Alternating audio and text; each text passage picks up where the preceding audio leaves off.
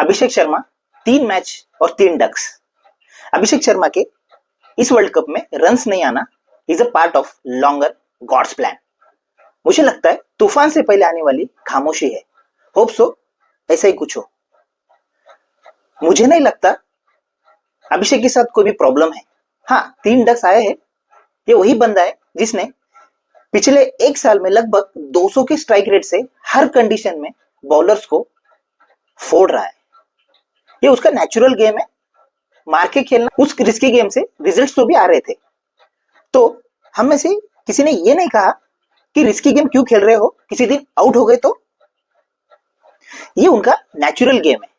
जितनी क्रिकेट मैं देखता हूं, जितनी क्रिकेट की समझ मैं रखता हूं एज अ क्रिकेट फैन, अभिषेक को कुछ भी चेंज करने की फिलहाल जरूरत नहीं है। उनके दिमाग में ये चीज आनी भी नहीं चाहिए। खुद को बैक करना चाहिए और नेचुरल गेम खेलते रहना चाहिए। आपको क्या लगता है? ये मुझे जरूर